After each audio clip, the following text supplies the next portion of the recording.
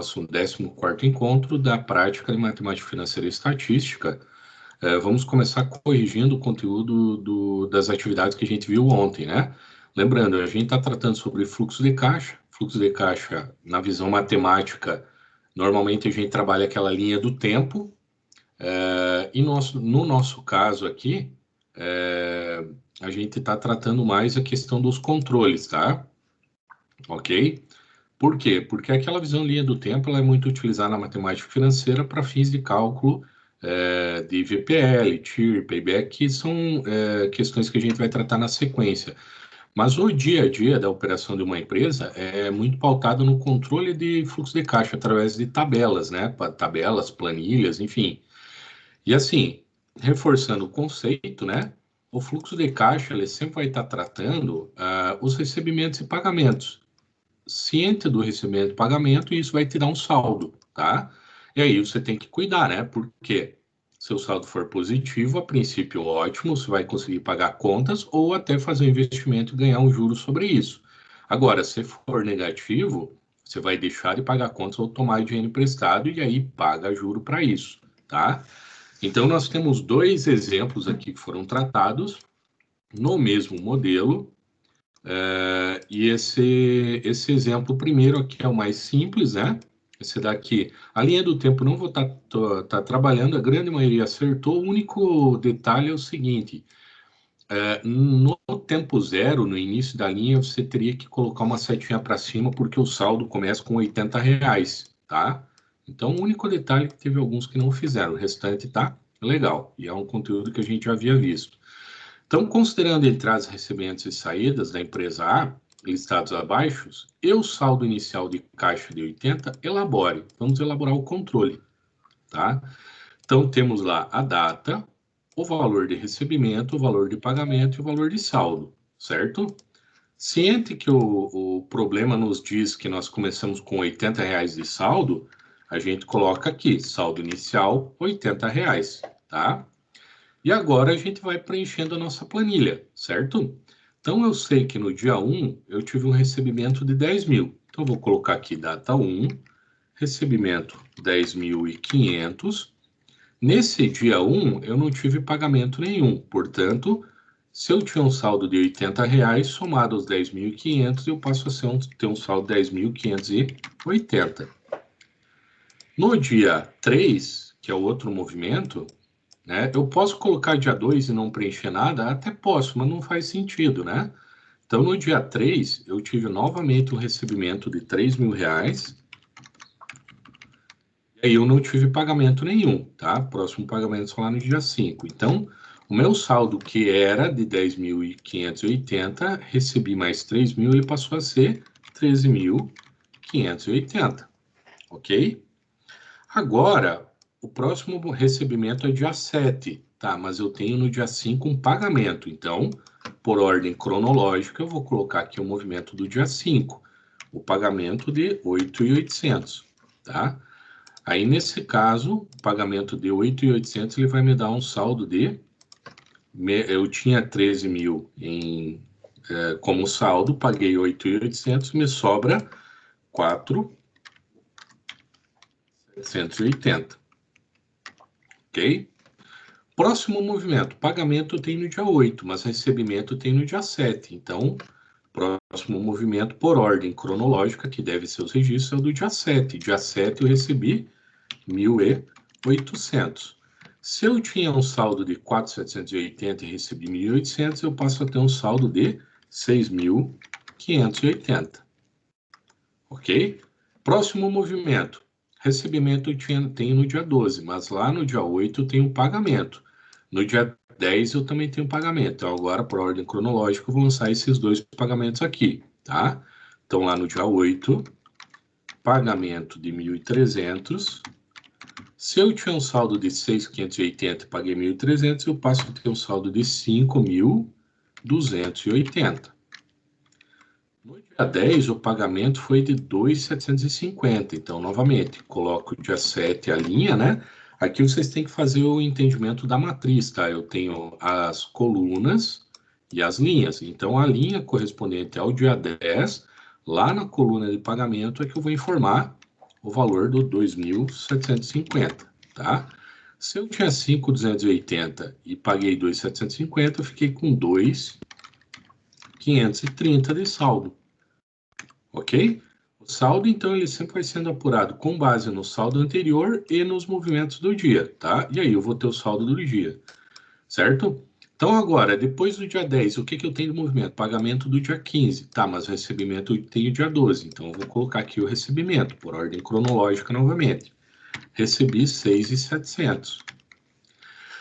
Se eu tinha 530 de saldo e recebi 6.700, eu vou passar a ter 9.230 de saldo.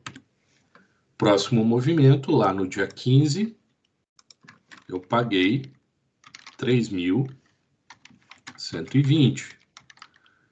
Tinha 9.230 de saldo, paguei 3.120 nesse dia, passei a ter um saldo de 6.110. Ok? Dia 19, recebi 2.180. Com um saldo de 610, eu passo até agora um saldo de 8.290. Ok? Próximo movimento, depois do dia 19, eu tenho dia 21. Novamente, dia 21, eu vou ter um recebimento de 3.180. Meu saldo era, no dia anterior, 8.280. E com o recebimento de 3.280, eu passo a ter 11.570. E agora eu terei dois pagamentos. No dia 23, um pagamento de 1.740. Se eu tinha um saldo em data anterior de 11.570 e paguei 1.740, o meu saldo passa a ser 9.830. E o último, no dia 30, paguei 3.100. Se o meu saldo era 9.830 no dia anterior e eu paguei 3.100, eu vou ter um saldo de 6.730, ok? Esse é o saldo que eu finalizei o mês, tá bom, pessoal? Então, o que eu quero que vocês tenham como referência disso aqui, tá? O controle de fluxo de caixa, né, como o próprio nome já diz, fluxo de caixa, ele vai tratar recebimentos e pagamentos. Portanto, eu sempre vou ter uma data referencial e o controle se dá em ordem cronológica, tá? Eu vou listar o que eu tive de recebimentos e eu vou listar o que eu tive de pagamentos, tá? E aí a apuração do saldo sempre vai se dar de que maneira? É o saldo anterior somado aos recebimentos menos os pagamentos vai me dar um novo saldo. O novo saldo do quê, professor? Se eu estou trabalhando o mês, é o novo saldo do mês. Nesse caso, o nosso fluxo de caixa é diário. Perceberam isso?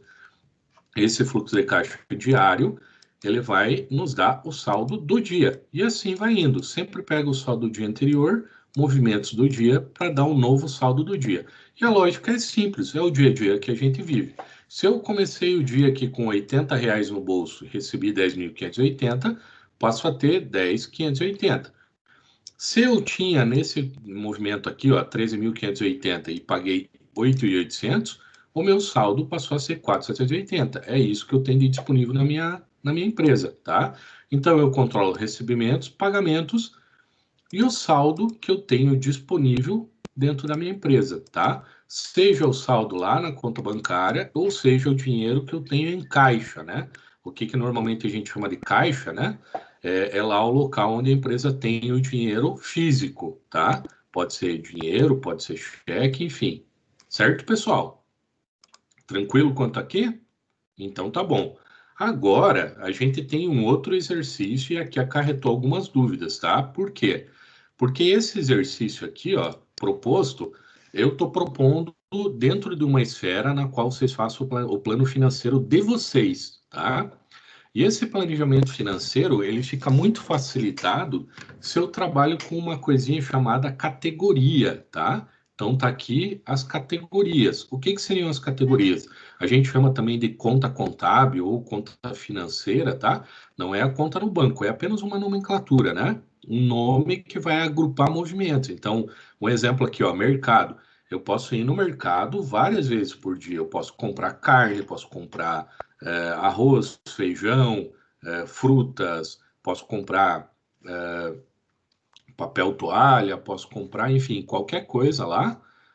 E aí eu agrupo todos os gastos que eu tive dentro de um mês e eu lanço numa quantia chamada mercado, tá? Por isso aquela proposta que a gente fez, né? De fazer o registro em uma caderneta e com base nesse registro de caderneta a gente lançar em um controle, tá? E aqui, novamente, temos a condição matricial aqui, tá? Que é bem planilha de Excel. Quem entende bem de planilha Excel se vira bem, tá? A linha, ela vai me indicar a categoria, tá? Ou o grupo, certo? Então, eu tenho, por exemplo, o saldo aqui, descrito, e aí eu tenho recebimentos, e esse recebimento vai totalizar tudo que eu recebi. E aí eu tenho as categorias. Quais são as fontes de recebimento? Nesse exemplo, eu trabalho como funcionário de uma empresa, eu recebo salário, em determinado momento no ano recebo férias, em outro determinado momento recebo o 13º salário, tá? Então, essas são as minhas categorias. E tudo isso são recebimentos que eu tenho. Agora, os pagamentos, né? Por exemplo, na minha casa eu pago aluguel, nesse exemplo, mercado, gás, luz, água, telefone, tenho um carro financiado, pago combustível, manutenção e imposto. Deu. Trabalhei com essas categorias para simplificar o exemplo, tá? Vou anotando tudo que eu tive de gasto. Então, por exemplo, passei lá no posto de combustível uma vez no mês, né? Gastei R$ 200. Pronto, vou listar aqui 200. Passei 2 vezes, gastei R$ 300. Eu vou anotar os valores e lançar 300, tá? Lançar por quê?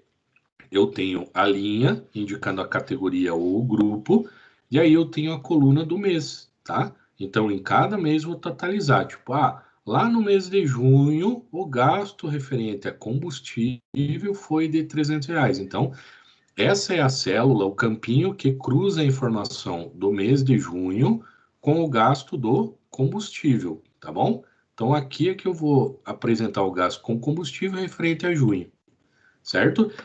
E para finalizar, no final aqui eu tenho o resultado para ver o que aconteceu naquele mês, se eu paguei mais conta ou recebi mais, né? Que seria o recebimento mais o pagamento, o que eu recebi mais o que eu paguei, tá? E por fim, o saldo inicial do mês seguinte será o saldo do mês anterior somado ao resultado. E esse resultado sendo negativo, lógico, eu vou diminuir, tá? Então agora falei bastante, e aí vou exercitar com vocês lá na planilha Excel que vai ficar mais fácil para a gente trabalhar, tá bom? Então vamos chamar lá o Excel. Legal, tá aqui então. Deixa eu aumentar aqui ele um pouquinho para ficar mais fácil para vocês entenderem, tá? Ok? Então vamos lá para a questão problema, tá? Joaquim iniciou seu controle financeiro pessoal. Com base nas informações abaixo listadas por Joaquim, elabore o fluxo de caixa para o ano de 2020, tá? Ano todo, pessoal. Por quê? Porque o fluxo de caixa a gente pode não fazer apenas do que eu paguei, mas do que eu tenho para pagar. Não apenas do que eu recebi, mas do que eu tenho para receber. E aí eu passo a ter uma visão futura. Lá no mês X vai me faltar dinheiro, ou lá no mês X vai me sobrar dinheiro. E isso é muito importante para o teu planejamento financeiro, assim como é importante para o plano financeiro da empresa. Se ela souber que falta dinheiro lá na frente, ou se você souber que falta dinheiro, você pode se antecipar, tá? Pedir dinheiro emprestado, numa condição de negociação melhor com o banco, negociar com algum fornecedor para pagar depois, tá? Ou tentar, de alguma maneira, fazer um trabalho extra, ganhar o dinheirinho extra para pagar as contas e manter o saldo em dia, positivo.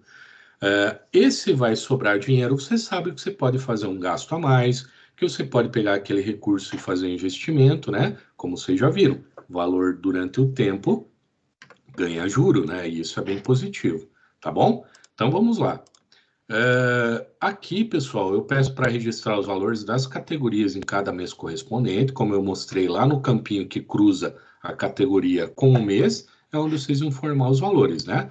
Vocês vão somar recebimento e pagamento de cada mês nos totalizadores, que estão numa corzinha diferente, né? Recebimento em vermelho, aqui um vermelho clarinho, e pagamentos em azul clarinho, tá? E apurar o resultado por fim e o saldo do mês anterior, tá? Então, o fluxo de caixa deve ser preenchido usando aquele modelo. Primeiro passo, pessoal, em momento nenhum eu digo que existe um saldo, portanto, o saldo é zero. Então, o mês, a princípio, como eu não coloquei valor, começa com zero, tá? E aí, o primeiro ponto que o Joaquim anotou, ele diz que ele recebe mensalmente 2.500 como salário. Então, alguns tiveram dúvida e colocavam como saldo, como recebimento. Não. O valor do recebimento vai aqui embaixo listado e aqui, ó, salário é aqui. Portanto, se ele recebe 2.500, eu registro aqui, tá? Todos os meses, ok? Beleza? Tem um detalhezinho, depois a gente volta a conversar. Opa! Volto a preencher, só um pouquinho aqui que deu um erro, tá? Preenchido, tá? Em abril, Joaquim tirou férias no início do mês, tendo recebido neste mês o salário e as férias extra no valor de 3.400. Então, qual que é as férias? Categoria férias está aqui. Então, se ele recebeu lá no mês de abril 3.400, eu vou colocar na categoria linha férias, no mês de abril, os 3.400. Beleza? Só que aí tem um detalhe, né? Estando de férias no mês de abril, o Joaquim não receberá o salário em maio. Então, assim, ó, aqui o salário de maio eu tiro, porque ele não vai receber, tá? Por que isso? Vocês já estudaram em práticas de RH, né? De departamento pessoal, que quando a pessoa vai sair de férias, ela sempre vai receber no mês seguinte, né? Ao mês trabalhado. Então, o mês que eu trabalhei em janeiro, por exemplo, eu recebo lá em fevereiro, tá? No caso, abril, essa pessoa não trabalhou, portanto, ela não vai receber salário em maio. Por que que ela não trabalhou? Porque ela estava de férias, tá? O salário de abril se refere ao mês de março, que ele trabalhou, tá? E aí ela recebeu de forma antecipada o salário, tá? De que maneira? O salário aqui foi antecipado para cá, tá? E por que que a pessoa recebeu mais do que o valor de 2.500? Porque existe o abono de férias, né? Aqui eu arredondei para cima, mas seria um terço. Então, só para fins de justificar o motivo, mas o que vale é o seguinte: ele recebeu aqui salário e férias e aqui ele não vai receber nada. Ponto, tá bom? Então, vocês deveriam preencher dessa maneira. Em novembro e dezembro, Joaquim recebe R$ 1.250 em cada mês referente ao 13º. Então, a categoria 13º está aqui. Lá no mês de novembro e no mês de dezembro, ele vai receber 1.250 em cada mês. Beleza, pessoal? Então, aqui eu acabei de listar tudo que o Joaquim vai receber. Salário 2.500 em todos os meses, exceto maio. Férias no mês de abril. 13º, metade em novembro, metade em dezembro. Tá bom? Detalhe, não estamos entrando no mérito dos valores corretos de folha, tá? É só para entender o exercício de fluxo de caixa, tá? Certinho? Então, vamos continuar o nosso exemplo, tá? Depois a gente totaliza. Joaquim pagava R$ 600 mensais de aluguel até junho. A partir de julho, o valor foi reajustado para 700. Então, de janeiro até o mês de junho, veja, vai complementar todos esses meses aqui, ele pagava R$ 600.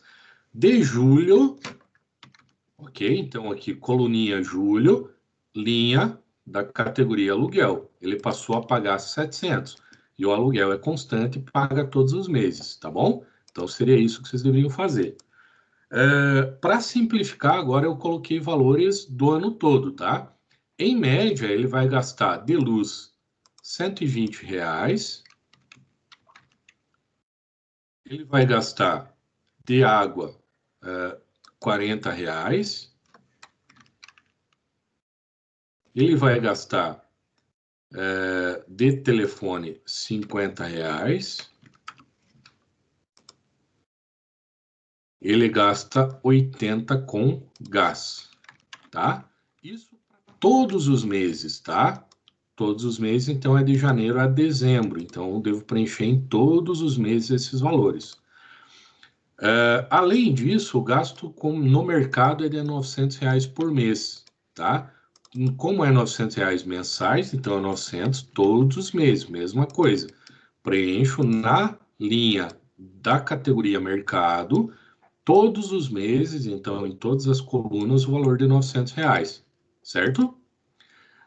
Ele tem um carro financiado, paga mensalmente de financiamento, R$ 550, e gasta também, na interpretação aqui da análise, ele gasta mensalmente R$ 200 de combustível, R$ 100 com manutenção, 120 com impostos e seguro, tá? Como ele gasta mensalmente, eu replico isso até o final. Então, em todos os meses eu coloco esse mesmo valor, tá bom? Então, eu tenho a planilha preenchida aqui, todos os gastos e todos os recebimentos. Agora, eu vou totalizar, tá? E como é que eu totalizo? Eu vou somar... Opa, aqui deu um erro, dei um comando inválido, tá? Eu vou somar o valor de salário com o valor de férias e com o valor de 13º, tá? Como nesse mês eu só tenho salário, é os mesmos 2.500, tá?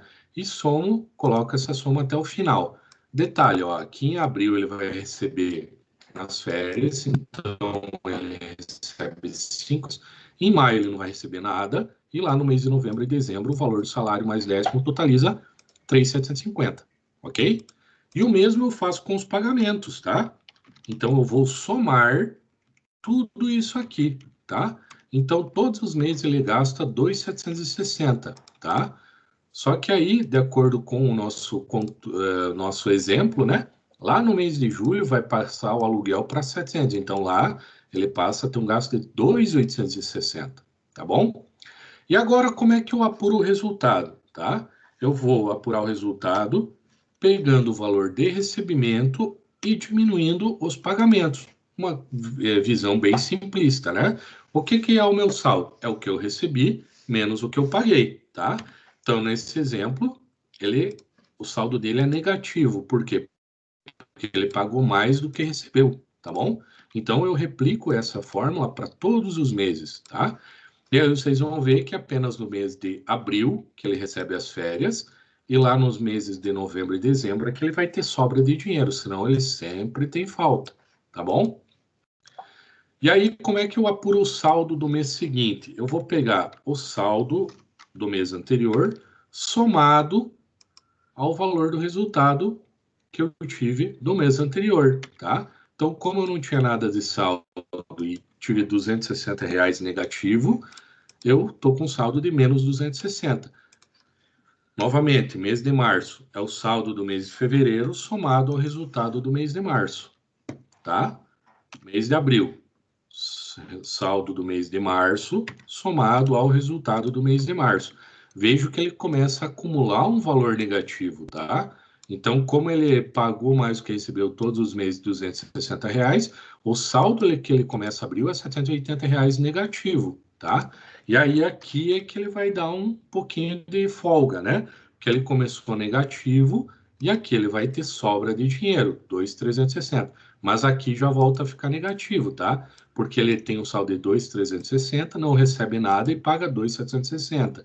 Ou seja, saldo negativo no mês. Pego o saldo que eu comecei o mês, somo com o valor, lembrando, mais com menos é menos, então esse caso aqui vai diminuir, né? Ele já ficou R$ 400 negativo, tá? E assim eu replico até o final do período. Detalhe, nesse exemplo do fluxo de caixa para 2020, o Joaquim ficaria com saldo negativo em 1.210. Pessoal, o que acontece? É lógico que a gente não fica com dinheiro negativo né? Ah, eu abro a minha carteira, quanto que eu tenho? Eu tenho menos 260, né? É lógico que nesses exemplos aqui, alguma conta o Joaquim vai ter deixado de pagar, ou ele vai ter que tomar dinheiro emprestado de alguém, tá? Então, essa aqui seria uma projeção futura, e aí o Joaquim sabe que se ele continuar nesse ritmo, vai faltar 1.210 lá no final do ano para ele, tá? Então, esse é o modelo e é o exemplo que eu peço para que vocês trabalhem, certo? O vídeo está sendo gravado, o exercício de hoje vai seguir o mesmo modelo. Demorei na explicação e peço que vocês voltem no vídeo, revejam. Qualquer dúvida, me procurem, tá bom? Vocês têm alguma dúvida pontual aqui para esclarecer? Professor, uma dúvida em relação à aula de ontem, que o senhor disse quando sobra dinheiro para a gente investir. Então, tipo, inverte, sim. Tá. Essa questão da sobra de dinheiro do investimento, eu vou tratar hoje novamente, tá? Posso continuar a aula aqui, Renan? Daí eu te respondo depois? Uhum. Então, tá bom. Então, pessoal, agora, deixa eu só abrir aqui para vocês, só um minutinho, a apresentação, porque aqui, turma, eu estou trabalhando alguns conceitos com vocês, que são conceitos de fluxo de caixa e de finanças pessoais, tá? É um trabalho um pouquinho mais amplo, tá bom? Mas, assim, ó, é bem bacana, eu confesso para vocês, a percepção que eu tenho hoje estaria excelente as minhas finanças, né? Mas é normal, o aprendizado vem com o tempo, tá bom? Pessoal, habilitem as câmeras aí, eu quero ver vocês, tá? E aí a gente vai começar a falar sobre finanças, tá bom? Vamos, turma? Tô vendo só a Gabriele e o Rian.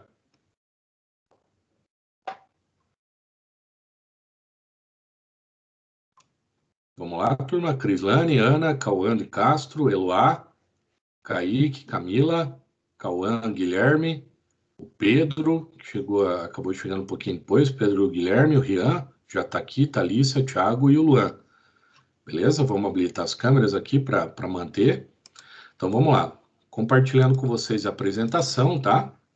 Então, turma, fluxo de caixa pessoal, tá? Qual que é a finalidade para a gente fazer o fluxo de caixa? Ter plena noção de como estão suas finanças, possibilitando lidar melhor com os seus desafios, tá?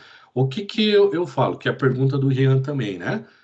Se eu sei que vai faltar dinheiro, eu tenho que agir hoje para que ou não falte ou eu consiga suprir aquela falta. Como eu falei, pegando dinheiro para o Estado, negociando com alguém para pagar lá na frente, conseguindo fazer um trabalho extra aí para poder ter uma renda extra, tá?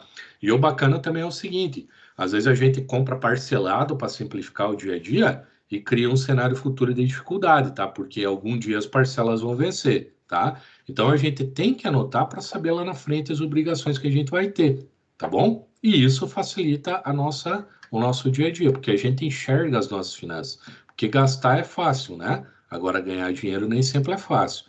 E aí, a sequência proposta é criar um método organizado, essa ferramenta, essa planilha de controle que eu estou mostrando para vocês, fazer o controle de forma frequente, tá? O ideal seria preencher ela pelo menos uma vez por mês e analisar, entender qual é o teu cenário. De preferência, pessoal, você já fiz um compra parcelado, já lança lá todos os meses, até no final, para que você saiba que você tem aquela obrigação lá na frente. Isso vai facilitar o teu trabalho, tá? Separa os ganhos e gastos em grupos, as categorias que eu mostrei para você. Qual categoria é melhor? Aquela que mais tem a afinidade, ou melhor, tem a proximidade com o dia a dia de vocês, tá? Não tem um padrão. Cada um pode construir o seu grupo de categorias. Mantenha o registro de todos os valores até os pequenos e acompanhe o saldo e concilie a sua conta, tá? Reforçando. O exemplo, então, é você anotar numa cadernetinha, jogar para uma planilha no modelo que a gente fez, tá? Ok? Nesse exemplo fictício, né, que eu já trabalhei na última videoaula, ficaria negativo, então eu teria que saber como agir, tá? E esse é o controle para gerenciar o seu gasto. Dentro da gestão financeira existe uma máxima aí na gestão planejamento estratégico, de que quem gerencia só gerencia quem controla. Você tem que saber os números para poder controlar, né? Uma visão do Kaplan Norton lá do BSCC, né? Um tema acadêmico, muito implantado nas empresas, né? Então, eu tenho que pôr no papel para estar ciente dos números e poder gerenciar, tá bom? Em relação a essa condição, pessoal, lembre do valor do dinheiro ao longo do tempo, tá? Se sobra dinheiro, eu posso investir, e aí eu vou receber juros. Agora, se falta dinheiro, eu tenho que tomar emprestado, e aí eu vou pagar juros, tá? Vou compartilhar aqui com vocês. É sobre isso aqui que você está questionando, Rian? Sim. Tá. Então, eu vou trabalhar com vocês aqui um conceito, tá? Que é uma planilhazinha que, nesse primeiro momento, eu vou trabalhar com vocês sobre a questão do empréstimo. Na sequência, eu vou falar sobre o investimento. Legal? Então, pessoal, essa tabela que eu fiz aqui, ela tem dentro dela fórmulas, tá? Usando a lógica matemática do juro composto, tá bom?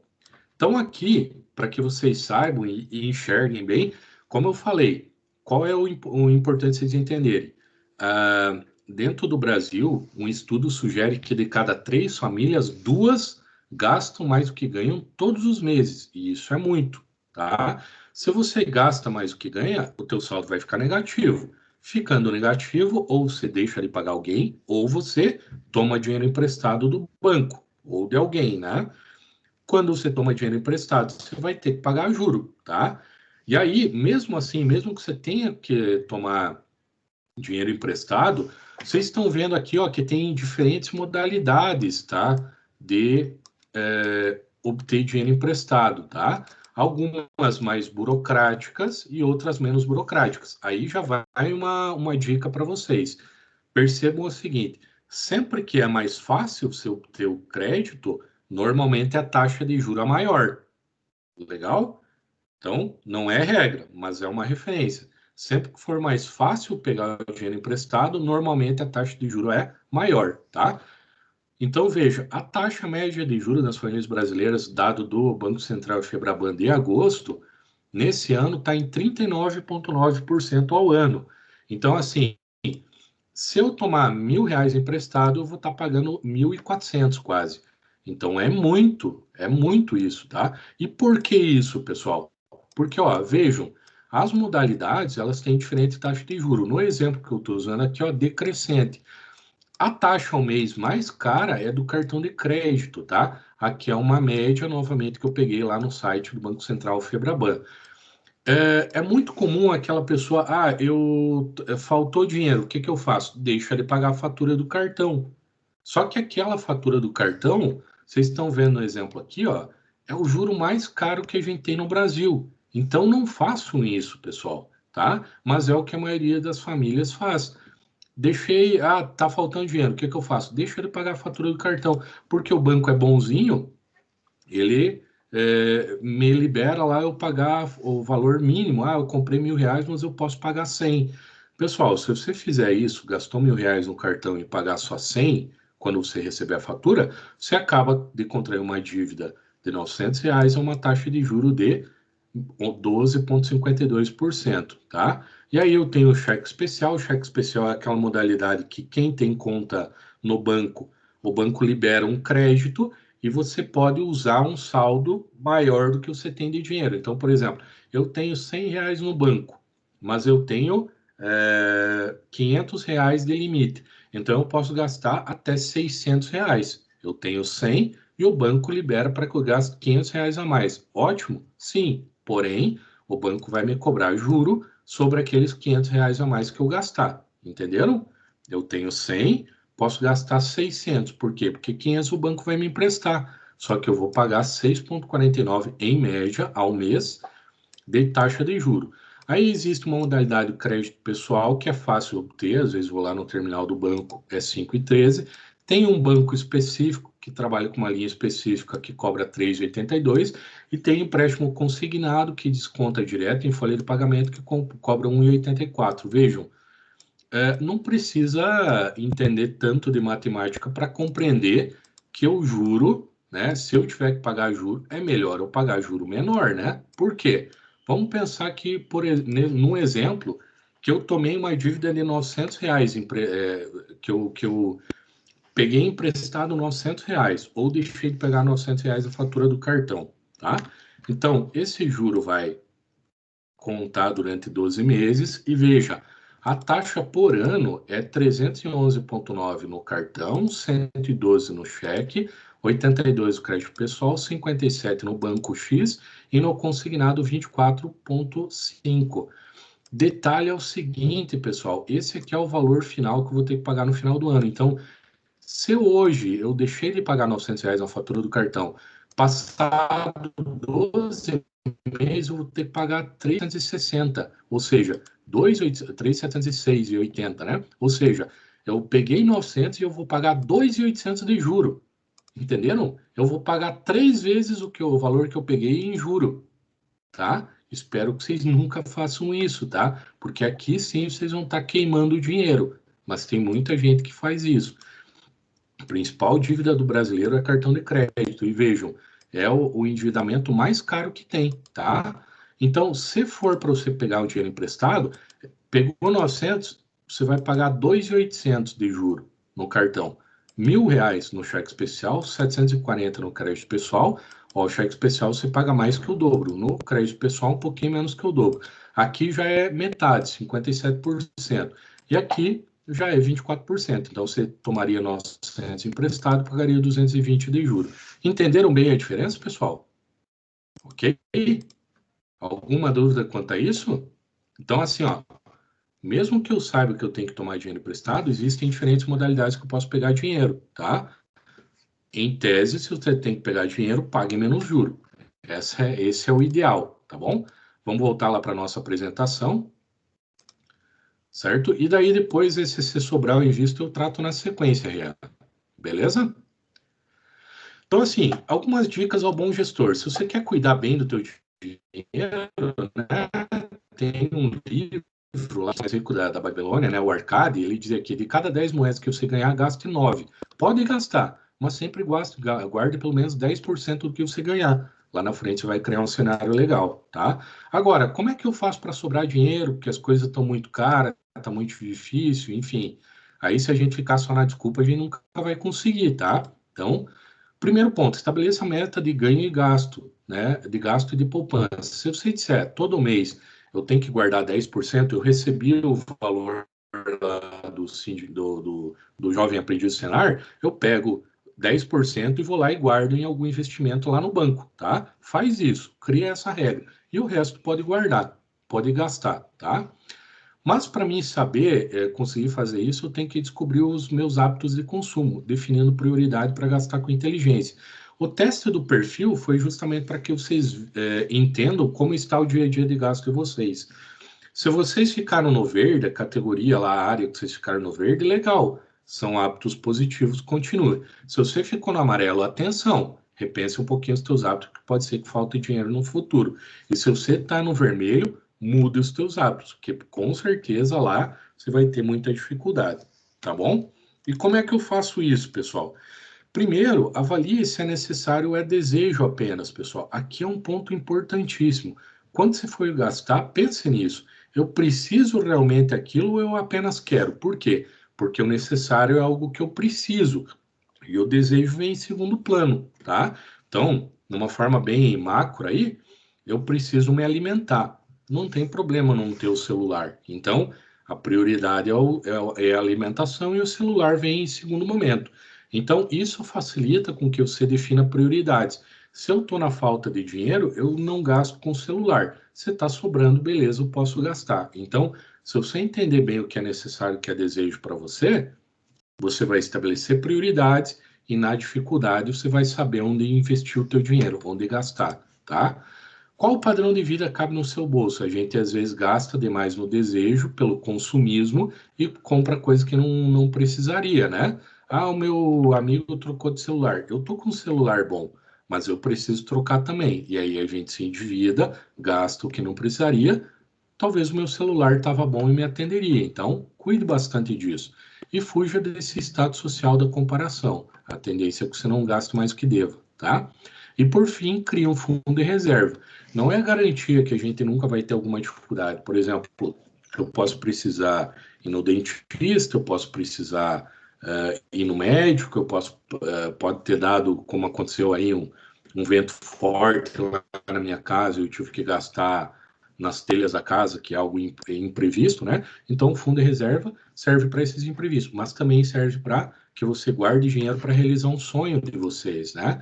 Então, eu quero trocar o celular, quero comprar uma bicicleta, quero comprar um carro, quero fazer uma viagem, né? Sonho ou plano de futuro, eu quero ter minha própria empresa, eu quero fazer uma faculdade.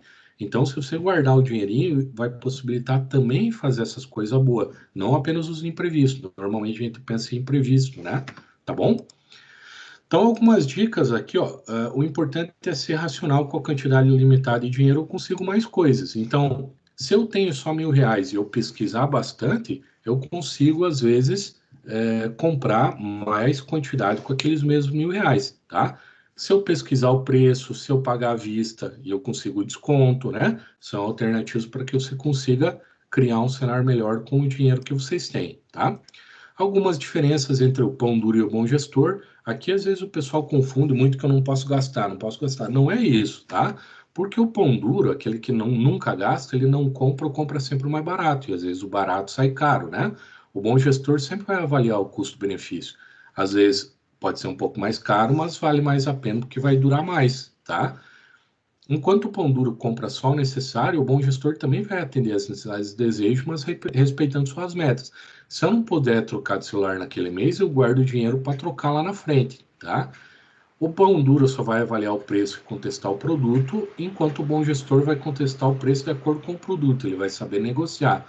Enquanto que o pão duro pensa que é disciplinado, mas ele se priva de coisa boa, o bom gestor pausa as decisões nas suas metas e vendo o dinheiro aliado, tá? Então procurem ser bons gestores, tá? E por fim, pessoal, para a gente criar uma liberdade financeira, e aqui é o ponto que o Rian coloca, né? É importante você investir para crescer, tá? Então o investimento, vocês lembram do valor do dinheiro ao longo do tempo, né? Tem um objetivo claro para cada investimento, procure as melhores empresas, corretora, banco, né? Busque um investimento de acordo com o teu perfil, tempo, imposto de renda, e lembre do fator do dinheiro no tempo, tá? E aqui eu quero compartilhar com vocês uma telinha. Falta muito tempo para vocês se aposentar? Falta, Gabriele? Falta um pouquinho? Né? Então, pessoal, eu faço, é só uma brincadeira isso aí, mas só para vocês entenderem o valor ao longo do tempo, tá? Normalmente, assim, para a gente chegar numa aposentadoria, a gente precisa ficar lá 30 anos guardando dinheiro, tá? Então, eu vou fazer um cálculo aqui, ó, é o mesmo cálculo que a gente fez na fórmula, na HP2C, eu trouxe uma planilha Excel para ficar mais visual. Então, vejam, eu tenho do mês 1 até o mês 360, tá? Então, 360, eu estou falando de 30 anos, certo? Então, quanto que vocês poderiam guardar todo mês? Vamos colocar aqui R$ 100? Pode ser, Gabriele? Sim. R$ 100 pode guardar todo mês? Então, tá bom. Então, vamos colocar R$ 100. Vejam, todos os meses eu deposito R$ 100, tá? E aqui é uma visão num investimento tipo a caderneta de poupança. Vamos colocar que renda lá 0,6% ao mês, tá? Então, no primeiro mês depositei R$ 100, não rendeu nada, tá? Ele ficou R$ 100. Porém, no segundo mês eu depositei mais 100, e aí ele rendeu 0,6% sobre aqueles R$ 100, tá? Ele rendeu 60 centavos no segundo mês. E aí eu tenho já R$ 200, que foram os 200 que eu depositei, mais os 60 centavos de juro, tá? Já no terceiro mês, vocês lembram que é juro composto, né? Eu depositei mais R$ 100 e já deu 1,20 de juro. Por quê? Porque eu tinha 260 e não mais R$ 100. E assim vai indo. Entenderam a planilha? Ok, Rian? Ok, professor. É por aqui que você tinha pedido sobre investimento? Sim. Depois você pode complementar.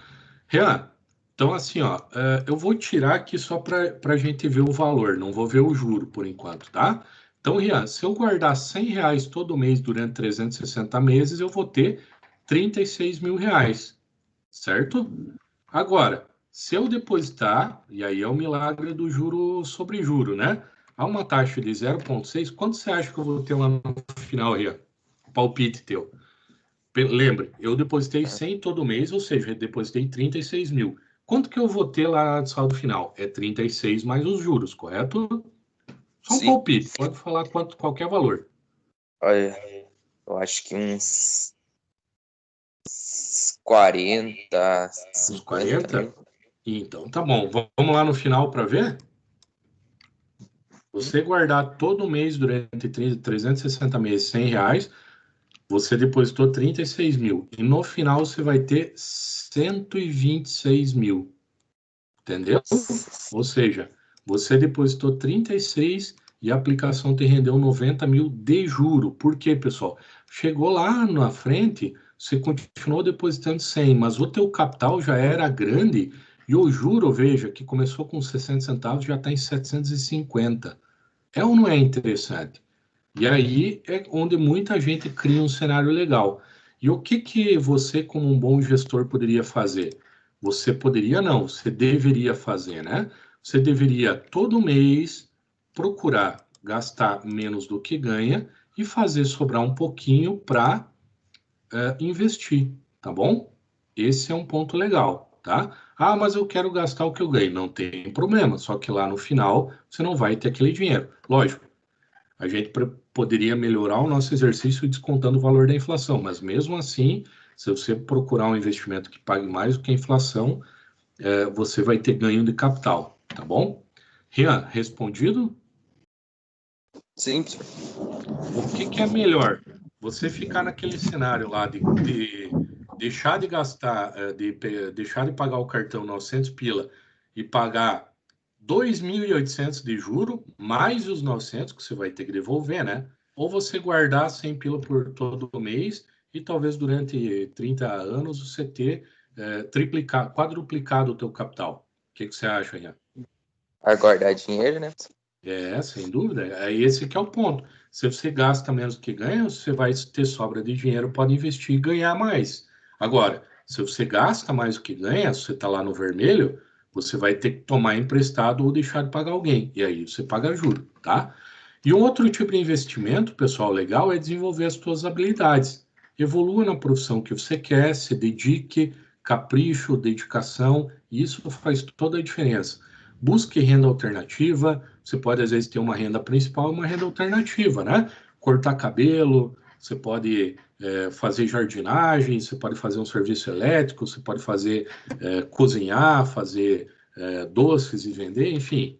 Cada um dá o seu giro aí e pode ganhar. Ou empreender. O que é empreender? Ter a sua própria empresa, tá? Beleza, pessoal? Então, falamos um pouquinho sobre finanças pessoais e fluxo de caixa, tá?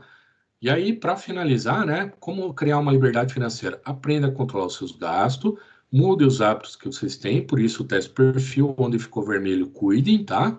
Gaste com inteligência e acabe com as dívidas. Construa um patrimônio, fazendo com que o que você gasta seja um pouquinho menor do que você ganha e seja um investidor. Primeiro em você e depois invista o teu dinheiro, tá bom? Então, pessoal, o que que eu vou passar para vocês aqui como atividades do encontro de hoje? Vocês vão ter exercício que eu vou encaminhar no grupo da turma, o fluxo de caixa pessoal, e vocês vão fazer a partir do fluxo de caixa de vocês o investimento em empréstimo. Faça no caderno, copie o enunciado e responda. O enunciado é bem curtinho, tá? Informe no início da folha o cabeçalho, teve gente que não informou, então coloque lá no começo da folha. Matemática, financeira e estatística, fluxo de caixa pessoal. E o teu nome, tá? E encaminhe a foto no WhatsApp do professor. De novo no privado, pessoal, porque é o fluxo de caixa pessoal, tá bom?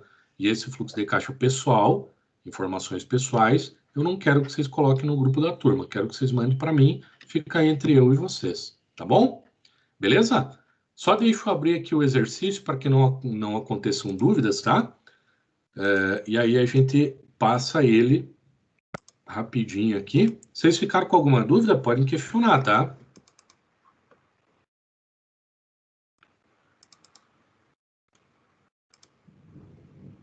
Então vamos lá.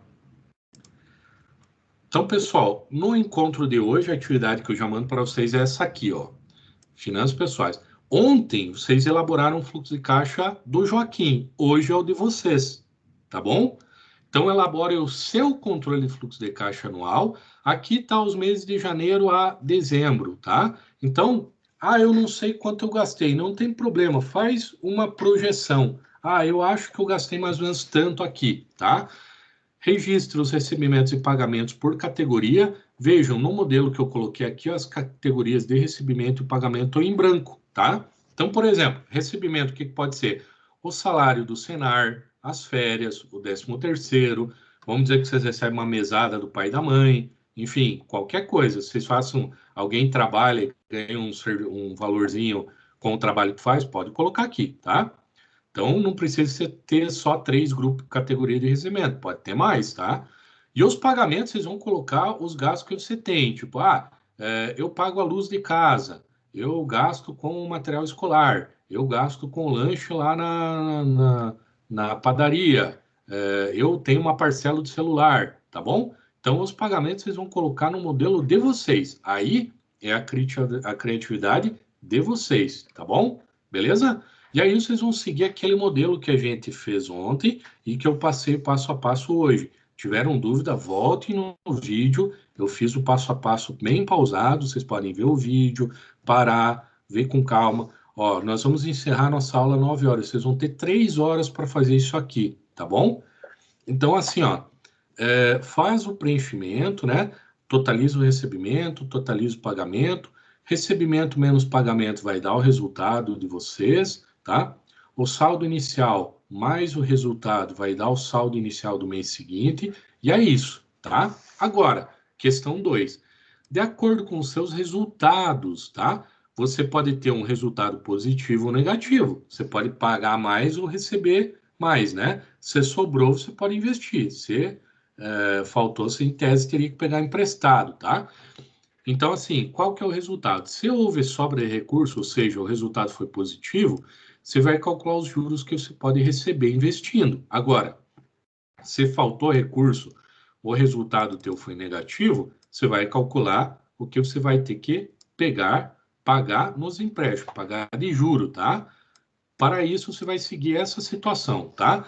Detalhe, prestem atenção. O nosso exercício se dá em 3 passos, tá? Primeiro, você vai calcular a média aritmética simples dos resultados mensais, que é a soma dos resultados. Então, você vai pegar o resultado de cada mês, somar ele e dividir por 12. Lembre que isso a gente já estudou, média aritmética simples, a gente já fez. De novo, é a soma dos resultados. Então, você pega o resultado de cada um dos meses, soma. Detalhe, tem meses que pode ficar negativo, não tem problema, né? É mais com menos, enfim, vai fazer a soma e vai te dar um resultado. Se o resultado for positivo, vai sobrar recurso, você pode investir. Se for negativo, vai faltar recurso, você vai ter que tomar emprestado, tá? E aí, na HP12C, você vai fazer esse passo a passo. Cuide, esse passo a passo. Você vai pegar o valor que você calculou aqui no A e você